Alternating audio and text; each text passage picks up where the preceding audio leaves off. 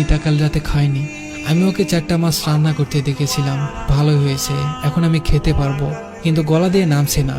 আগে চিংড়ি মাছ রান্না হলে মিতা আমার পাশে এসে বসে থাকতো আর ম্যাও ম্যাও করে ডাকতো, মানে তাকে খাইয়ে দিতে হবে। চিংড়ি মাছ ওর সব থেকে পছন্দের খাবার ছিল।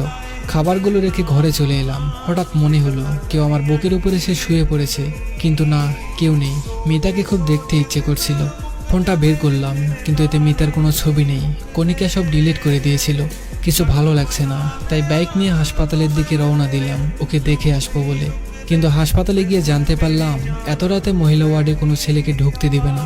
কিছু করার নেই বলে ডাক্তারের কাছে ওর খোঁজ নিতে গেলাম। ডাক্তারকে বললাম সকালে যে মেয়েটাকে ভর্তি করানো হয়েছিল তার কি অবস্থা। ডাক্তার বলল ওনার অবস্থা খুব খারাপ, শরীর কোনো রেসপন্স করছে না, স্যালাইনও টানতে পারছে না শরীর। আইসিইউতে না রাখলে যে কোনো সময় খারাপ কিছু হতে পারে। বললাম তাহলে তাড়াতাড়ি আইসিইউতে রাখার ব্যবস্থা করুন।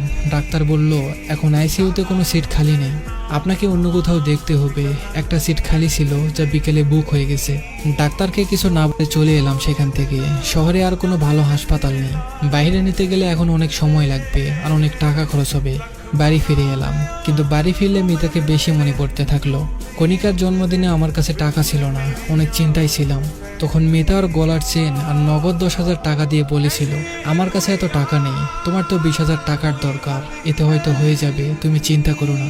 ওর দিকে এক পলক তাকিয়েছিলাম। ও মুচকি হেসে বলেছিল তুমি চিন্তায় থাকলে আমার কষ্ট হয় অনেক, আমার এগুলো লাগবে না, তুমি নিয়ে নাও। চেনটা ওর মায়ের দেওয়া বলে ওটা আর বিক্রি করিনি, কণিকাকে দিয়ে দিয়েছিলাম। চোখের কোণে মনে হলো পানি জমা হচ্ছে।